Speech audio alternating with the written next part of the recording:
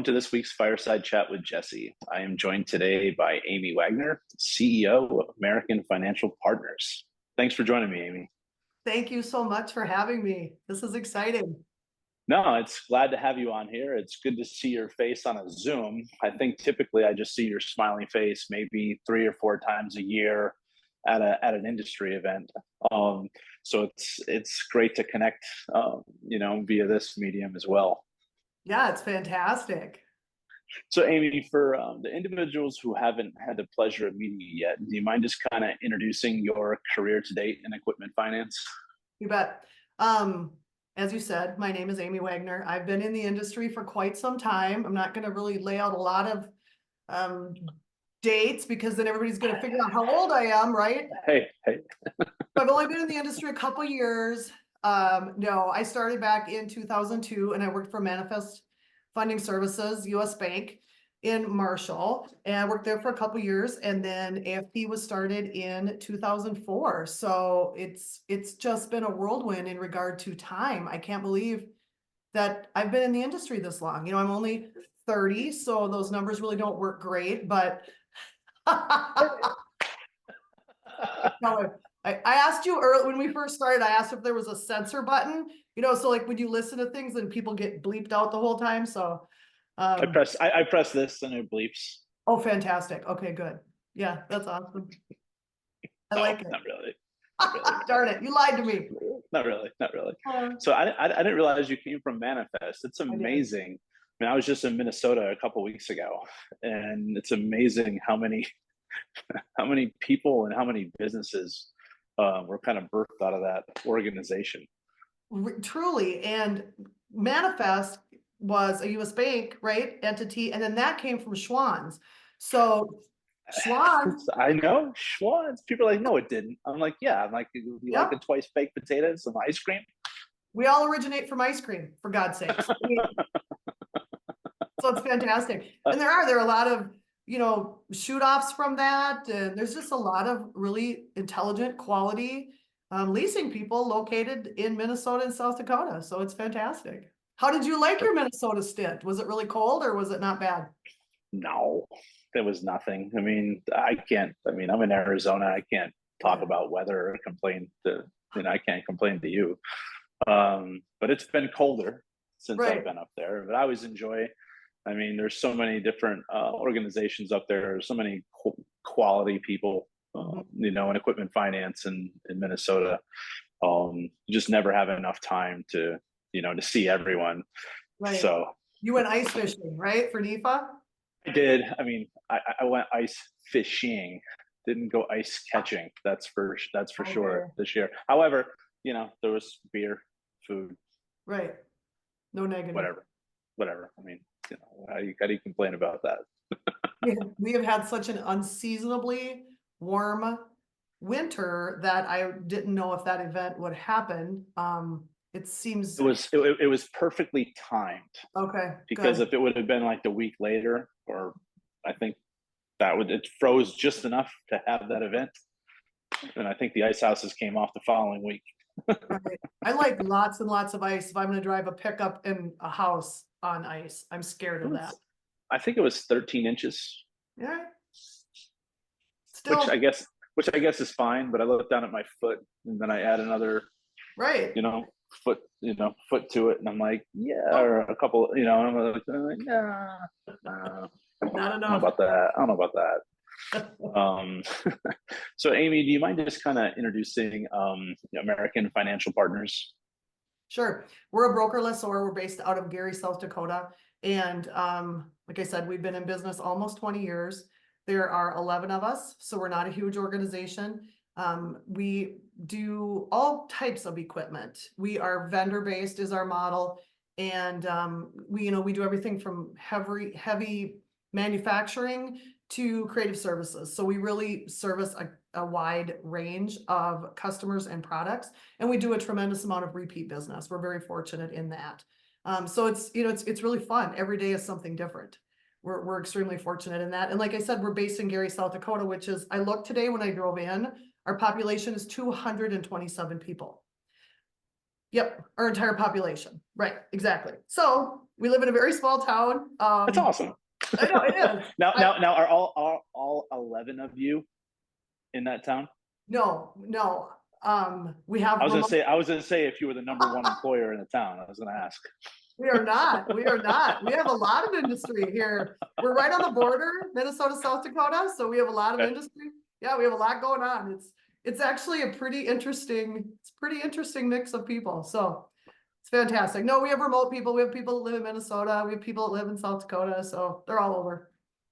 Got you. And you do business on geographic footprints, the whole US? Nationwide, you bet. We can do anything. Okay.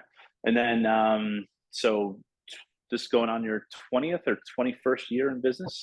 It'll be 20 years. Wow. Congratulations. Right? Thank you. I appreciate that. It is, you think back and I can't even remember some of those early years. I just think, what did I do? And I think you're just kind of drinking out of a fire hose and trying to figure things out as you go. And you probably know that. I'm going to use this opportunity to just take over the mic and be host for a second and ask you, tell me about your company and Equipment Cares. I'm curious. Well, I graduated college when you started your company. God. So just to put that in perspective. We're Well, a little bit. Anymore. That just ended. So, interview over. Short friendship. No, I mean, I'm going on my 19th year. Been a service provider my entire career, Amy. Started a consulting organization about 18 months ago. Helped more on the kind of the ops and technology strategy, side of it. A lot of system work, just, as people are either setting up an organization or even a 20-year-old organization like yourself, where it's like, what processes continue to, hamper you, or what things continue to take more time than they should. And that's where I kind of come in and leverage my years of expertise to try to make those processes more efficient. Sometimes it's, this technology. I mean, the majority of this industry still runs on spreadsheets. They have some CRM form of something, and then the rest of it's spreadsheets, which is fine. But at some point, when people want to they want to quadruple their volume without quadrupling their staff or workforce, at some point there has to be an investment in technology, whether if it's a full-blown system, or maybe there's just some enhancements to make things repeatable. It's just leveraging my 20 years of experience to get people to that happy path without having to go out and make huge monetary investments. Okay. And if I don't know somebody, or let me take a step back. If it's not something that me or my team can do, I know a guy or a gal that can do that. So I learned that real quick, where people are like, no, I want you to do that. It's like, no, that's not for me. It's like when someone probably comes to you with a piece of equipment, you're just like, no, there's probably someone better that can satisfy that for you. Go to them. I've learned that kind of real quick. If you don't know something, just say it and refer it over to somebody else. So, that's been going on for, like I said, about 18 months now. It's a lot of fun. That's awesome. But, as someone who started their own company 20 years ago, before we hit record, it's like, well, who's going to be doing that work? Who's going to be doing this work? And, I look in the mirror and it's like, okay, I guess that's you. You have to write that contract. You have to do that, because lean and mean. Right. You're the guy. Yeah. You're taking the garbage out. You're writing the contracts. You're doing the work. You're doing all the things. Well, but then you only have one person to blame when it's not done correctly, right? That's true. So that is what it is. And then we started EF Cares. June makes now 3 years that we've been running this charity organization that supports the entire equipment finance community.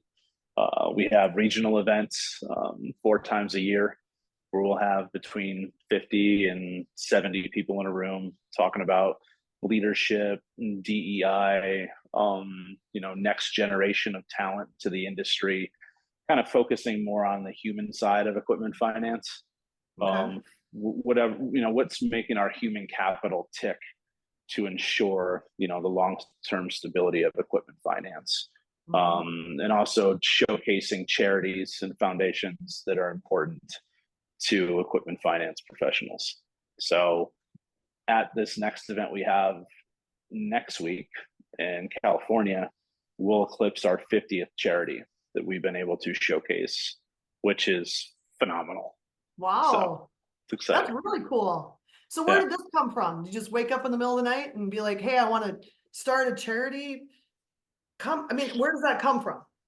No, I was working on a book project with Laverne Gordon, who you know.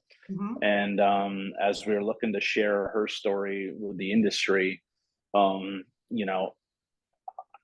Minnesota, it's kind of where this started. I'm like, well, I know a handful of other people in this state that have either their own charity or some affiliation with a charity that they do outside of work. And I'm like, as we bring these people together for an event to discuss Laverne's book, I'm like, let's have them come in there and talk about their passion projects as well. Just a giant experiment. It was coming. It was still in the pandemic in June of 21. Okay. So it was just a reason to get people in a room to network again, coming out of COVID. But also it was kind of bringing the equipment finance community together to raise funds and bring awareness to all these charities. From that event, other people heard about it. They saw the write-ups and they reached out and said, hey, I want to get involved. Can we host one? So just kind of tells you the spirit of this industry and why individuals like you and I enjoy working in it. Really, truly fantastic people on every level. Yep. Well, that's awesome. Great. Good. Thank you. I know a little bit more. But enough about me. I'm gonna bring this back around. So, I guess 20 years of reflection, Amy, into your organization. Do it all over again. Pros, cons. Well, for 20 years of reflection, I would need 20 years of retention, right? And I don't know that I have that. I most times forget what I did yesterday. So, absolutely. I've been incredibly blessed with the people that I work with. I am incredibly blessed with people in this industry. So yes, would I do every little single thing probably the same? I don't know that. Great question. I don't think that there's any regrets. I think it's just all forward, right? Windshield is bigger than the rear view mirror. Isn't that how that saying goes? So every day it's fun to think about how do we get better? What do we change? What new customer base can we service? Oh man, we have, more customers or repeat customer than we did last month, whatever it is. There's just always something going on and there's always an opportunity to learn and grow. And I think that's what makes it so much fun. And we provide such a phenomenal service to our customer base. I still have a Post-it note sitting by my desk that I probably got, I want to say about 10 years ago, and I was keying in a check from a customer that had sent us a payment, and she had sent a message that said, thank you for helping me realize my dream. And it really struck me. I just thought, wow, exactly, right? So I kept that little pink Post-it note and it's still right by my desk. And when you have a bad day, you look at that and you remember why we're here. We're helping people build their businesses. We're helping the American dream. We're helping drive the economy, and we're having a lot of fun. So, wow, there's no negative. Long answer, sorry. No, it's not long. It's not long at all. Have you seen some of these? That's funny. We have some people in this industry that enjoy to hear, stuff talk. It's fine. It's perfect. This is your time. This is your time. But I guess, what advice would you give someone who is thinking about going and starting their own? And I say, you started your own shop. It's not like you went to a bank and started like an equipment finance division of something. You literally started your own. I'm gonna swear shit. I don't know. I think that, it's just, you do it. you solve a problem every day, or you solve multiple problems every day, right? So to me, it's perseverance and tenacity. It would be easy at times to say, this is crazy, I'm not doing this to myself. But you gauge your success by not how many times you fall down, how many times you stand up. So you just have to keep standing up, and you just have to keep solving problems and find really good people to work with. Like I said, I have been incredibly blessed. I have so many fantastic humans that I work with. So I guess feel the fear and do it anyway. And I know some of that shit is kind of cliche, right? But it is scary. It's extremely scary.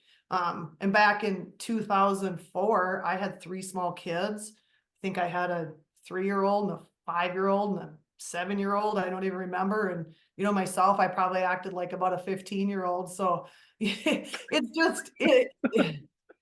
just life, man. You just keep on keeping on if it's something you want to do, if it's important. Are you sure you're not from California? Why? That's a California-esque mentality right there. What is? Just keep on keeping on, man. Let's go. Yeah, right. Let's just go. Yeah. Well, there you go. Maybe that's where I belong. Maybe when I retire, I should move to California. Messing with you. That's fantastic. And then from an organization perspective, have you been at 11? Like, has that been the most employees you've had, or is that typically where you guys have been? Up and down. We started out, there were 2 of us, myself and a business partner, and then we brought on, again, I can't even remember, right? There's been 2 of us, 3 of us, 5 of us, 6 of us, we've grown and grown. Now there's 11 of us. We just try to be lean and mean. You had mentioned that earlier. We try to be very efficient with our time, provide the best service that we can. And we're always communicating and talking about how do we do things better. I mean, we probably have 2 or 3 conversations like that for sure a week. It's funny, we'll say at AFP, just wait, something will change. It's like the weather. If you don't like it, it could be different tomorrow. And we're always trying to get better. We're always trying to change processes and all the things to make our customer experience better, because that's what we're selling. And how is that as a business owner, especially if maybe it's a process that you yourself have implemented because it worked for you for all this time, and then maybe you kind of like, I need to take a look at that. Right. It's fantastic, right? I mean, it's better. If we can be more efficient, I'm probably right 1 out of 10 times. And everyone else is probably right give 9 out of 10 times. Yeah, seriously. You're not a 10% right. Come on.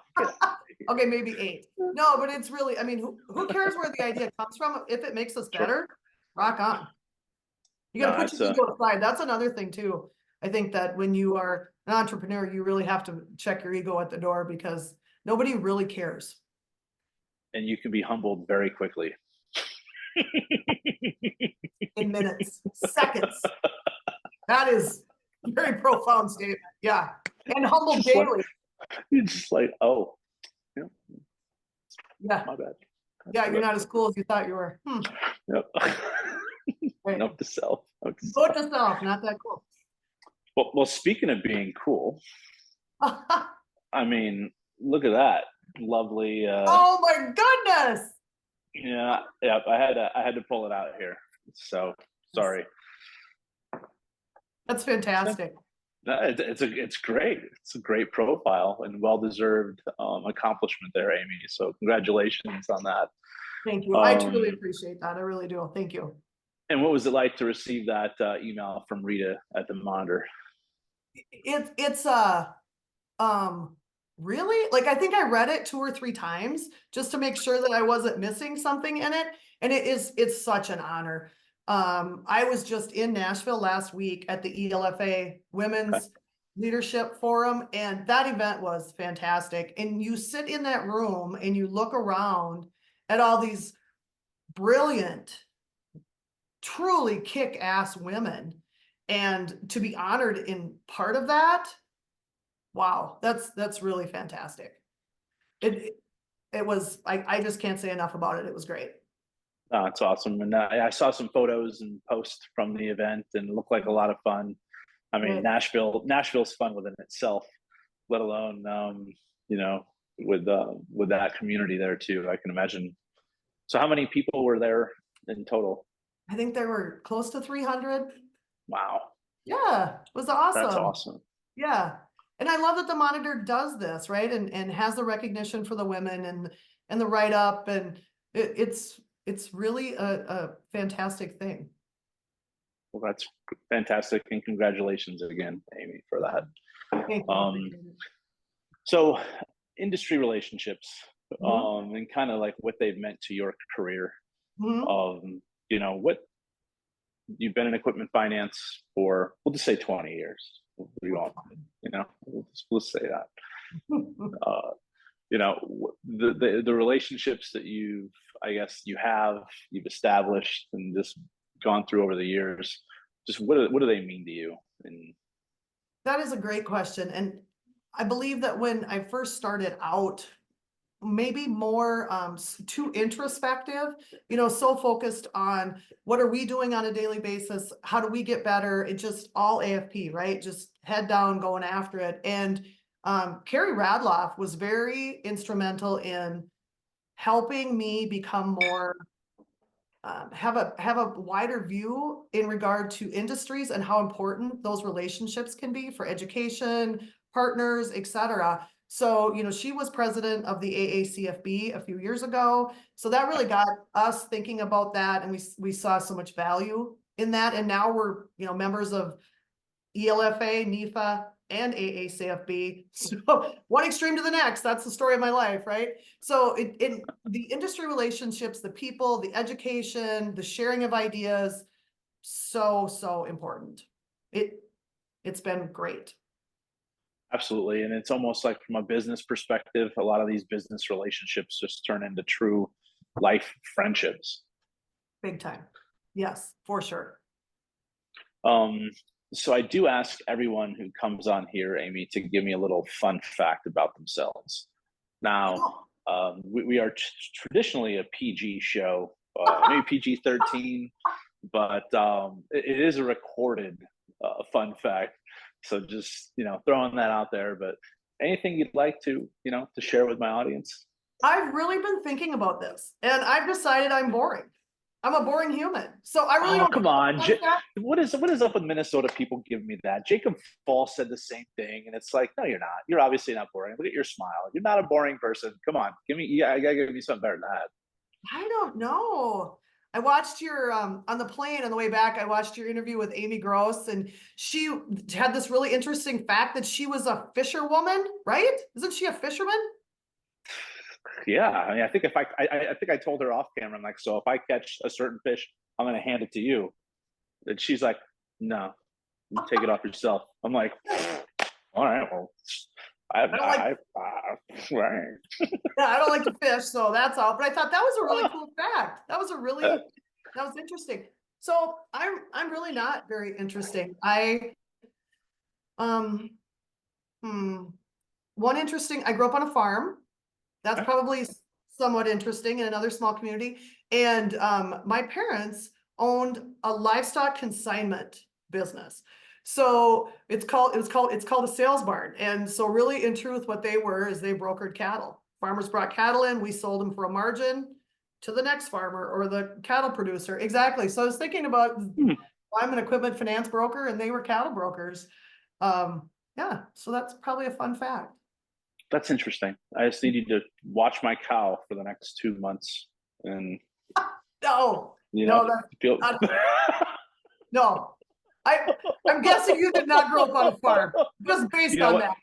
I'm gonna go on a limb here. Actually, I grew up on 350 acres of farmland, but it was agriculture, not meat. So you were grain farmers. Huh? You were grain farmers, like you farmed. No, vineyards, grapes, Oh, peaches, nectarines, that's cool. that kind of produce. All right.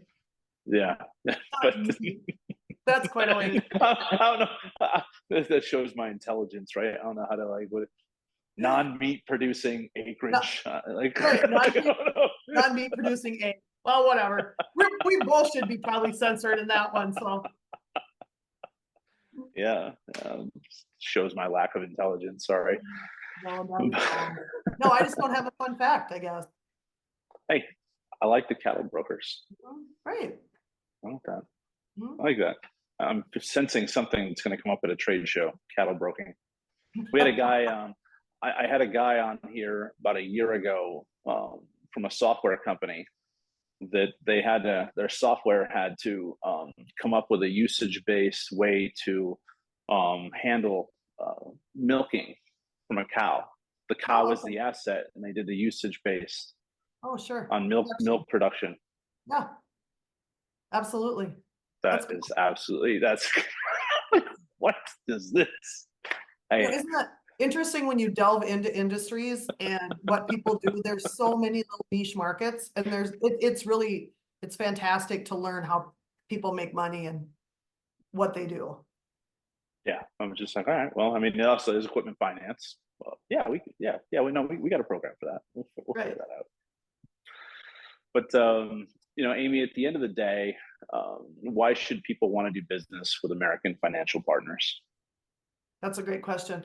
Our people, it is 100% our people. I still truly believe that people want to do business with other people. You know, there's been so much conversation about AI and artificial intelligence and all of that and fintech and all of those things have a place. But I really do believe that at the end of the day, the customer base that we service, they want to talk to people and they want people to know that we care about them. We want to make them successful. We want to help their dreams come true. And we try to do it in a very efficient way, in a successful way for them so that they can get their equipment and move on with their day and not have to worry about the ins and outs of that. So it's probably a pretty simple answer, but I believe that that really is why people do business with us. Oh, I mean, you have to perfect that art of the handshake. Otherwise, what are we doing here? No kidding. That's the truth. Well, Amy, it was a pleasure having you on here today. Hopefully, our paths cross. What we got, NIFA at the end of Yeah, March. Okay. yeah, that's exciting. So I look forward to seeing you in Huntington Beach in I don't even know. I think that's 5 weeks from now, but from the time this airs, seeing you in a couple of weeks. Hey, that's always, I love that event too. Love it. Yep, it'll be a fun time. Appreciate your time today. Congratulations on 20 years. Congratulations again on Top Women in Leasing, and looking forward to seeing what the next 20 years, looks like. I won't remember the next 20 either, so it won't be. It'll be great as far as I know, right? Fantastic. It was great. Right. It was fantastic. What are you talking about? It's fantastic. Well, and All thank right, you Amy. for all you do with the Equipment Finance Cares. That's cool. Thank you, Amy. I really appreciate your time. Thank you. Have a great day. Take care. All right, you Bye. too. Bye.